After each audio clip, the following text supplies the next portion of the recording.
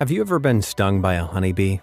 Man, it's the worst. It burns for hours and then swells up, leaving a big red welt for days. But as bad as it feels, it's actually the bee that gets the raw end of this deal. Because a few minutes after it stung you, it dies. Wait, why would an animal have a self-defense mechanism that's more deadly to it than the thing it's attacking? That doesn't make sense. Well, there's actually a lot more to this kamikaze defense mechanism than meets the eye. So put on some thick gloves and get ice ready, because we're about to take a pretty painful look into the secrets of bee stings. Step-by-step sting. You might not want to admit it, but if you've ever been stung by a bee, it was probably your fault. Sorry to be the bearer of bad news, but in general, bees only sting humans if we approach their hives or threaten them with aggressive or reckless behavior. If a bee is hunting for pollen, they'll leave us alone, unless we handle them roughly or step on them. Now, you may have heard that all bees die after stinging. Well, actually, only the honeybee does. When any bee stings you, it simply inserts its stinger into your skin. In the case of honeybees, however, their stinger is made of two barbed lancets, giving it rougher edges that can act as tiny hooks. Because of these lancets, when a honeybee inserts its stinger into the skin, it can't pull the stinger back out. And that doesn't stop the honeybee from trying, though. The second they try to take off, not only is their stinger pulled out, but the muscles, nerves, and parts of their digestive system attached to it are torn out of their backside as well. It's a nasty way to go if you ask me, but there's an even more tragic element to it. When honeybees sting insects, as they often do when bugs try to attack the hive, they can remove their stingers just fine. It's all down to the amount of fiber in the animal's skin that causes the stinger to lodge. Those barbed lancets are designed to dig in as deep as possible, and when it comes to a mammal's fibrous skin, there's no removing that stinger without ripping it out. So those poor honeybees have no idea that when they sting us, the impact will kill them. But back to us humans. What impact does a bee sting really have on our skin? Well, bee stings inject a venomous toxin called melittin, which gives the sting its painful effect. And if you're allergic to bee stings, it's melittin that you're allergic to.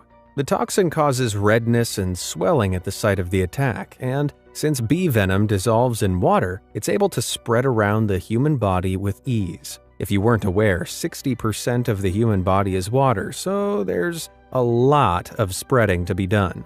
Now, if you are ever stung by a honeybee, you must remember to remove the stinger immediately. Alongside those muscles and nerves, the pulsating sacs of melittin the honeybee leaves behind will continue to pump venom into the skin until they're removed. So you better pick them out as soon as possible. The longer it's in there, the more melittin is injected, and the itchier and more swollen the area will get. As this poor guy found out when a bee stung his tongue. Ugh, I'm reaching for the ice just thinking about it. Sounds painful. But you know what literally can't hurt? Hitting those like and subscribe buttons down below. All done? Great. Now, we've seen how honeybees meet their fate, but why do they decide to sting? And how do they deal with butt-dwelling parasites like this? Well, stick with me to find out. Stingless bees. Now, to anyone terrified of bees, what I'm about to say might sound like a joke. A lot of bees are actually unable to sting. That's right. All male bees and many female bees from different bee families simply cannot sting. In fact, the Andrenidae are an entire family of bees whose stingers are so drastically reduced, they couldn't sting you if they wanted to. There's also another group of bees called the Meliponini, also known, literally, as stingless bees. These tend to be found in subtropical regions like Australia, Africa, Southeast Asia, and parts of Brazil and Mexico. In fact, most bees in Central and South America are stingless. So if you really, really hate bee stings, now you know where to head on vacation. So without a usable stinger, how do stingless bees defend themselves? Well, like many other insects, they bite instead.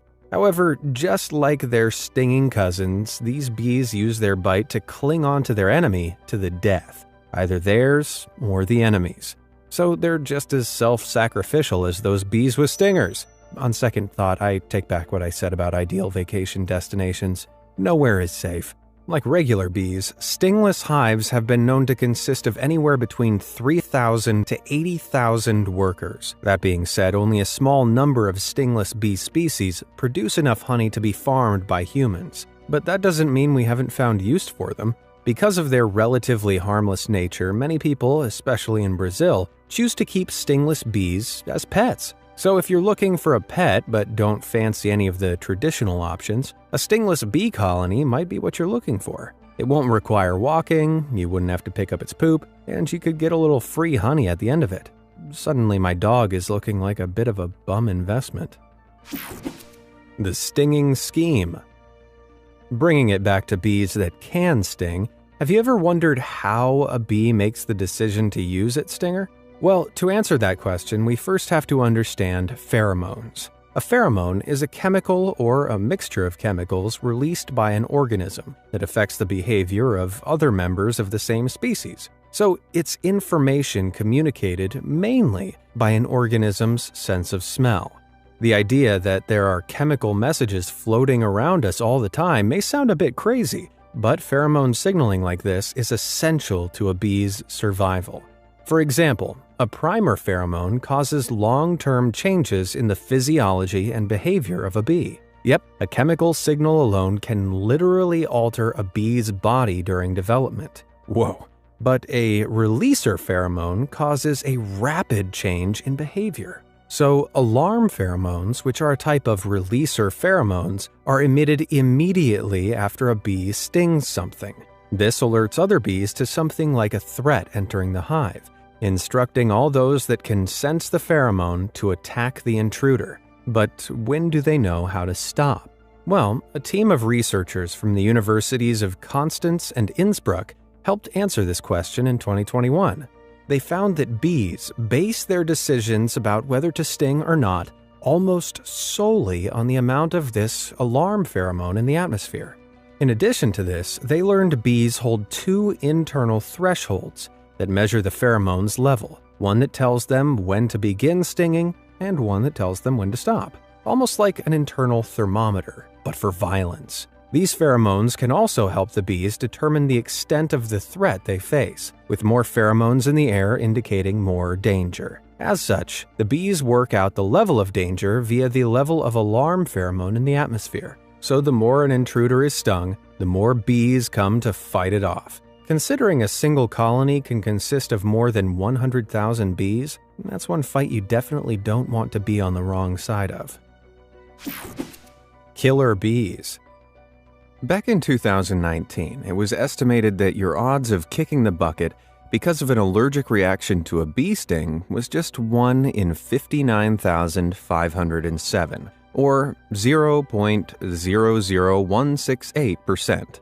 Whew, most of us can breathe easy. Except, those are your odds if you're faced with regular honeybees. Your odds of surviving dramatically decrease if you're faced with the Africanized bees of North and South America.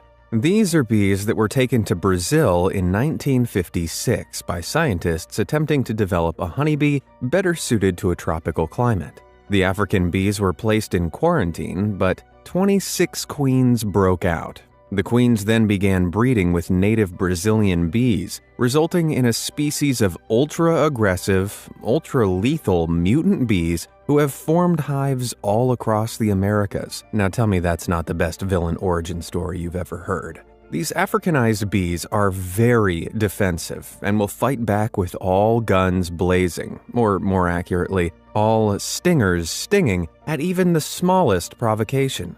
I'm not joking. This species have fatally injured more than 1,000 people, with victims found with 10 times more stings than European bees. Not only that, they've been known to chase people for up to a quarter of a mile. Now, this scarily high death rate isn't because Africanized bees have a more venomous sting than others. It's that they attack in huge numbers, with reports of swarms reaching a terrifying 800,000 bees. I suppose the only question now is how many stings a person can withstand before the worst happens. Well, the average person can tolerate around 10 stings for each pound of their body weight. That means, discounting an allergic reaction, the average adult human can withstand roughly 1,000 stings, whereas a child can only tolerate up to 500. So, versus 800,000 angry Africanized bees, less than 0.2% of the swarm would be enough to end you. Well, I don't know about you, but I'm going to work on my ability to run a quarter of a mile fast. Wasps, the difference. Now, we couldn't do a video about bees, nature's honey givers, without mentioning wasps, nature's assholes.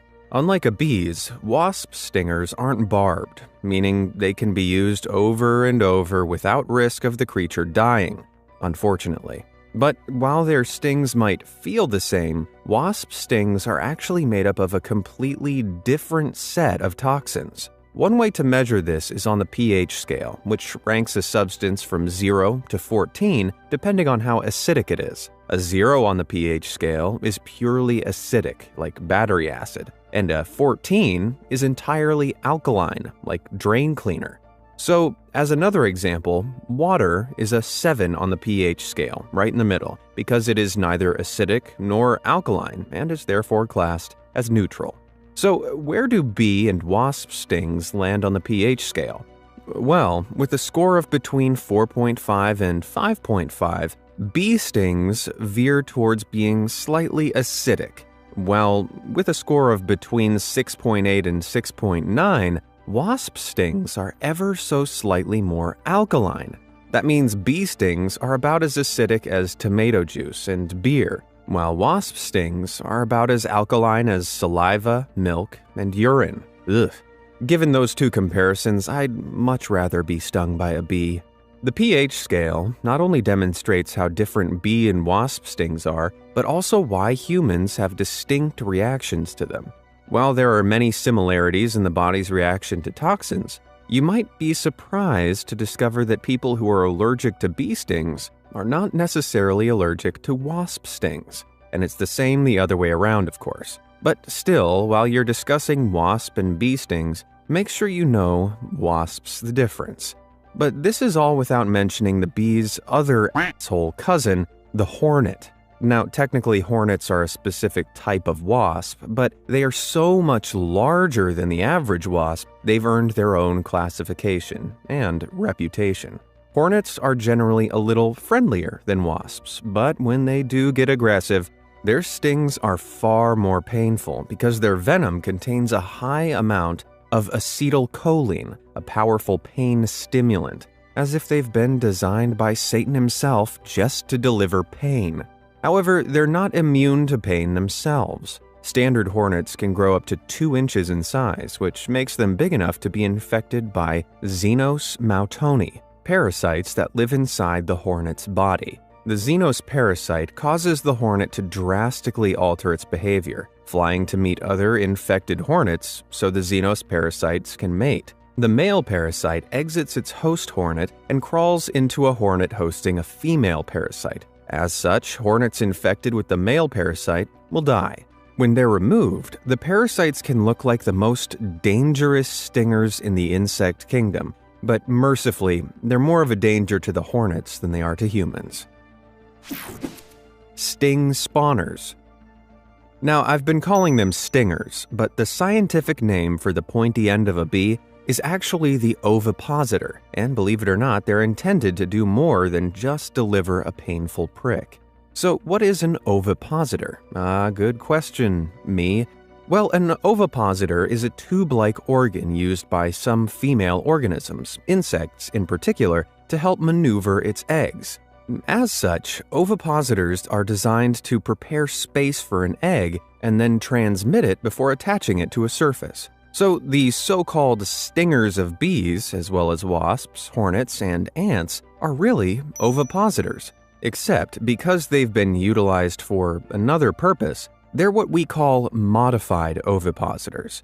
In the case of bee stingers, the ovipositors are modified with the venom glands we saw in action earlier. For their part, queen bees, who are the lone reproducers within the colony in most cases, do not have the same ovipositors as your average worker bee. The ovipositor on a queen bee is smaller, smoother, and unbarbed, making it more adept at laying eggs. Something the queen definitely needs, seeing as, at their peak, a healthy queen can lay up to 3,000 eggs a day. But when a queen meets another queen, the ovipositor is used as a stinger, and a fight to the death ensues, Highlander style, because there can be only one. And for their part, worker bees can use their ovipositors for their traditional purpose. If a hive becomes queenless, the pheromones the queen releases to stop ovary development in other female bees is ceased. This means, without the queen, the bees' bodies develop the organs they need to reproduce. However, if, by some freak accident, a worker bee tries to lay eggs while the queen is still alive, a conflict would ensue. Looks like there's only room in the hive for one queen bee. Elephant enemies. You may have heard that elephants are hilariously afraid of mice. Well, the jury is still out on whether that's true or not, but there is another animal that definitely haunts an elephant's nightmares. And can you guess which one? Yep, elephants are terrified of bees. As unbelievable as it sounds, the largest land animal in the world reacts wildly to these teeny tiny insects. You see, while human skin is penetrable to bees, elephant skin is too tough to even make a dent in. What bees can do is attack the more sensitive parts of an elephant, like its trunk, mouth, and eyes, in massive swarms, causing it great pain.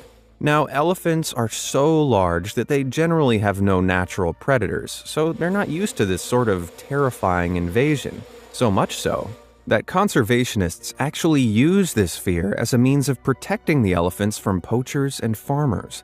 Researchers and advocates now recommend that farmers border their farms with beehives to keep the elephants off their land, and this works in a whopping 80% of cases.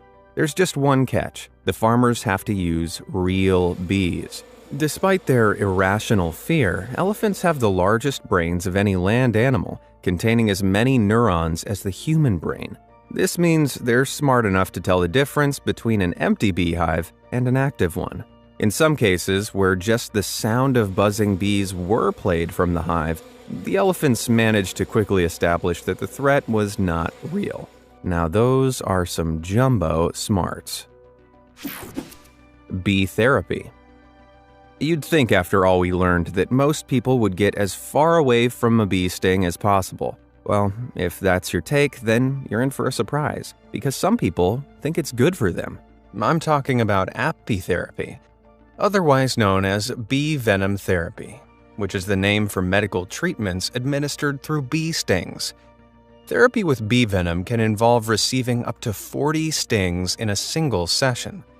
Ice is used throughout to numb the skin and reduce pain. The rationale behind apitherapy is that bee stings cause inflammation and therefore trigger an anti-inflammatory response in the body. This could potentially benefit people with muscular conditions like MS, but other people just like it because wherever there's a crazy health fad, there's a group of even crazier people undergoing the treatment. In 2005, a clinical trial compared people with MS who received bee venom therapy every week with those who received no treatment. After 24 weeks measuring elements like fatigue and quality of life, the results were in. And drumroll please, absolutely no difference was found between the two groups. Well, thank God no one's told Gwyneth Paltrow about this yet.